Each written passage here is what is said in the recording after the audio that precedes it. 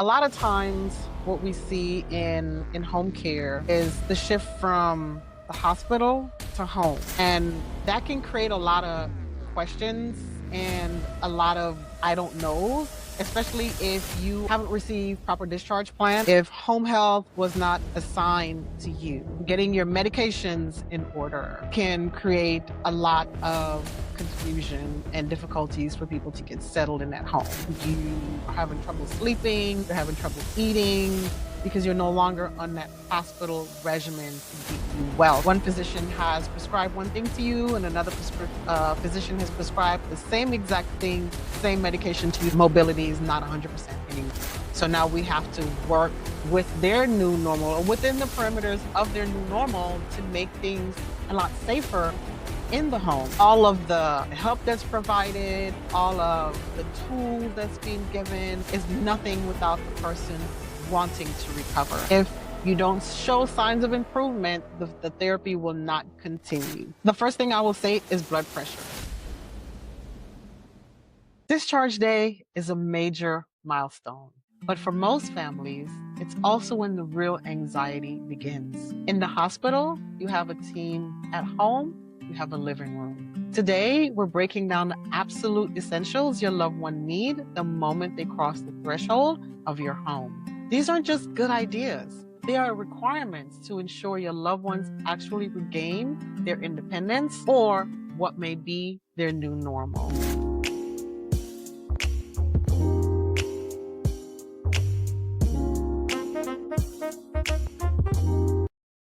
Why is the first week at home after a stroke so difficult for families? A lot of times, what we see in home care is the shift from the hospital to home. And that can create a lot of questions and a lot of I don't knows, especially if you haven't received proper discharge plan. Let's start there.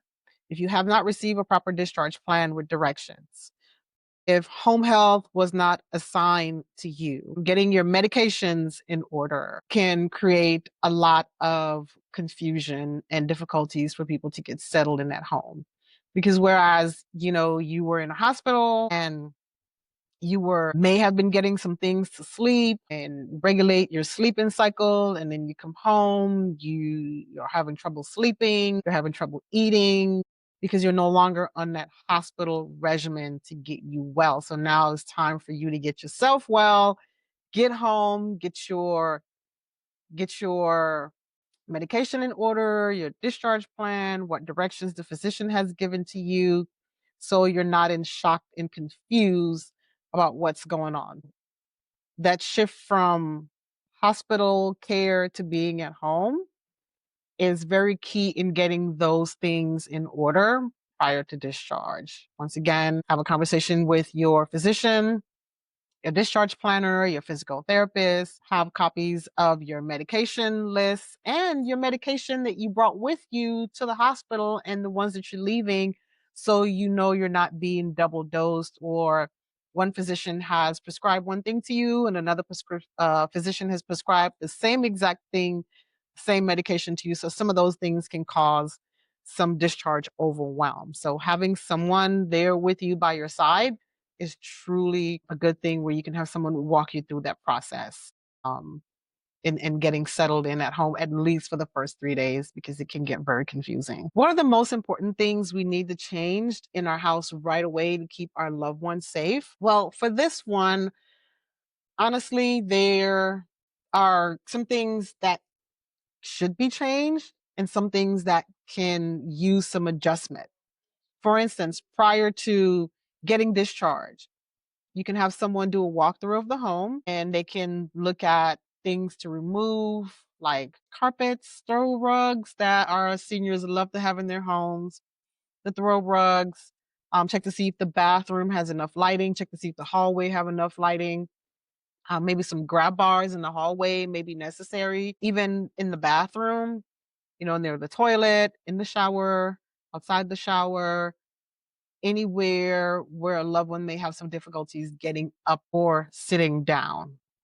So I wouldn't say just start changing everything right away. If there's a hospital bed that is needed to help with your loved one getting in and out of bed, or if you're getting care, it'll make it easier for your care team to use a hospital bed. And I know sometimes seniors don't want to use a hospital bed, but truly it is the best thing that a loved one, a family member can do for their loved one, especially if they are coming home from a stroke or something debilitating where their mobility is not 100% anymore. So now we have to work with their new normal, or within the perimeters of their new normal, to make things a lot safer in the home. So again, the lighting, moving the throw rugs, the bathroom safety is really key. And then they'll always have walkers, wheelchairs, transport chairs if necessary. So all of those things play a key role in how our loved ones are going to adjust to their new normal moving forward. How do we make sure recovery keeps happening once the physical therapist leaves the house? Recovery requires a couple of things. One, it requires that the person truly, deep down inside, want to recover. And I say really, truly want to recover. And that may sound ridiculous for me to say that, but a lot of times what we find is people stand in their own way from getting better. So all of the help that's provided, all of the tools that's being given is nothing without the person wanting to recover. So we first have to start there with that mindset of wanting to recover, and not just temporarily recovering just enough, well enough to get home, but recovering well enough to get past the point of needing 100% assistance at home. So let me give you an example. Let's say, for instance, someone had a fall. They were in the hospital. From the hospital, they left and went to rehab, or they could have had a rehab in that hospital. So they went to rehab. They did everything. They checked all the boxes enough for them to be discharged to go home. And then when they get home, they do nothing that is required to keep them independent moving forward. For instance, they don't take their meds on time, or they don't take it at all because they feel better.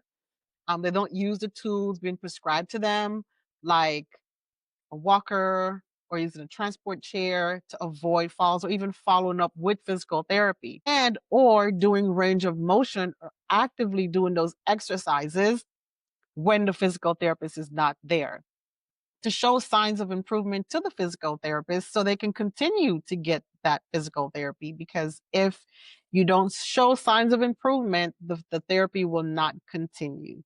So it starts with that person. And once that person has been provided all the tools and resources, they have to want to continue that for themselves. So it's beyond the physical therapist at that point. What is one vital health measure we should track daily to help manage recovery risks? This is a good one. The first thing I will say is blood pressure. Definitely blood pressure. Managing your blood pressure is so important. And taking the medication on time is also key. So blood pressure, writing down your systolic and your diastolic every day. If you need to take it twice a day, in the morning or at night, then I would say do so. Then medications, managing your medications properly, and then writing down the side effects of what that medication is doing to you. And I've said this before, allowing time for your body to adjust to that said medication. So um, just staying on track. If you see changes happening with your blood pressure, document it for consistency. Or if you believe that it's too high, call your physician, let them know what's going on. Make sure that you take care of yourself. By doing just those two things, you're keeping up with your blood pressure and managing your medication, you'll be all right. If you're listening to this and feeling overwhelmed by the thought of managing recovery alone, you don't have to. At the Right Choice Home Care, we specialize in bridging the gap between the hospital and wherever you call home. Our caregivers are trained to support you and assist with range of motion, safety protocols, and daily routines we are discussing today. Let us be the professional support system you need so you can focus on being a family again. Visit us at www.rightchoicehomecare.com to learn more about our services. Now let's get back to the essentials. If a loved one is struggling to engage with their daily routine or seems unmotivated, how can home care team help? Well, a couple of things. First, you want to get your loved one checked out, make sure there's no depression going on or dementia. And once you learn what's going on with your loved one, then have action in place. So, having a home care team or a home care provider or caregiver come in to help with your loved one during the day to get them up and out of bed, get them out doing some social activities. That is a great way to help your loved one who's struggling to get themselves either out of bed or getting something to eat. But first, I say get them checked out, make sure that there is no other underlying cause or, something it could be as simple as, not as simple as, but something as recent as the death of a spouse, depression, dementia.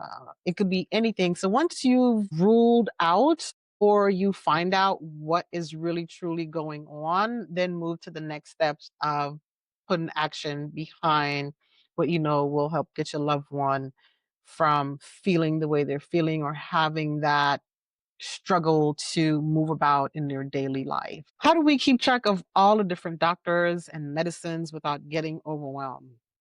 It is overwhelming. First of all, let me just say that. Let me just acknowledge that it can get really overwhelming when you're dealing with more than two or even three physicians and medications to go along with it. So, this may not work for everyone because again, you have to put your systems in place and things that will work for you. So, what may work for one person may not work for another person. But take it as you may and use what works for you. So, in terms of the medications, you can do the medication boxes and you can have those color coded as well.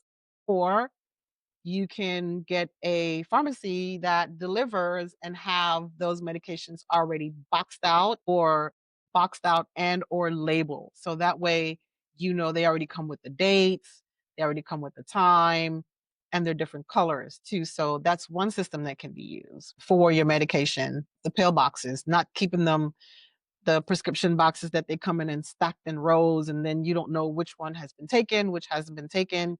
You get the pill boxes, they separate them morning, afternoon, and night, and or use a pharmacy service that deliver where the medications are already listed, the date and time are already listed on that med pack. So that's a couple of ways that can be done. As far as the physician thing is concerned and trying to keep track of appointments and physicians, keep a notebook. Keep a notebook handy and track your appointments that way. So you can get one of those neat, handy dandy notebooks that come with dividers and you can divide them. Or if they don't have a divider, just get one and you can divide them yourselves and put tabs in there. And then you can put the tab according to the physician's name or the specialist, right? Because it may not always be the same physician that you see, or the specialist. Like, for instance, if it's a neurologist, and you put neurologist. If it's a cardiologist, and you put cardiologist, and you divide that notebook. And every time you go to the physician, you write down specifically in that notebook the time you saw the physician, the date you saw the physician, what was said as part of your note taking, and the follow up days. And then before you leave the doctor's office, confirm that appointment with that nurse manager. And you can then maybe email it to yourself as well or put it in your calendar at that time. That way you're not forgetting. Once every so often, depending on your method, you can go through that notebook and highlight dates of appointments. So as you are going through those notebooks, you can then see a highlighted section specifically for the next appointment or that specialist that you need to see. Or for instance, let's just say you go to a cardiologist and the cardiologist says to you, I don't need to see you again for maybe another 3 months. You need to follow up with your primary care physician. In that documentation, you're going to say follow up with primary care physician. So you can then follow up with your primary care physician and you have that in your notes. So you'll review that and then you can follow those steps, and that'll keep you a reminder, because I know we're all busy. It's hard to remember appointments. It's hard to remember our own appointments, much less, the appointments of our loved ones. And especially if we're juggling kids and grandkids and then parents, it's a lot to deal with. So get your little handy dandy notebooks, put some dividers in there, and label them according to the specialist that you're seeing. And then send yourself, when you have some downtime, send yourself some emails, put it in your calendar, and even put it on the refrigerator. That's another way you can do that. Have the physician write the appointments on a prescription. Take that prescription and put it on your refrigerator at home. And that will have the appointment, the day and time, and where you need to be. That's another way that can be done. So there are different ways that you can keep yourself accountable for not missing appointments and keeping track of medications. If a caregiver feels like they are failing in that first week, what is the best way to reset? When we say caregiver, I'm going to make the assumption, or everyone should make the assumption, that we're talking about a family member that is a caregiver. For first, you want to focus on small routines. For instance, what time you're going to wake up. You have to set a routine for yourself as well, because if you're caring for someone, you yourself need your own routine. What time you're going to get out of bed, what time you're going to take care of you, what time you're going to have breakfast, or if you're going to have breakfast with your loved one, or are they even in a situation where you all can eat together? So first, you got to get up and take care of yourself, right? Do your daily activities before you can tend to someone else.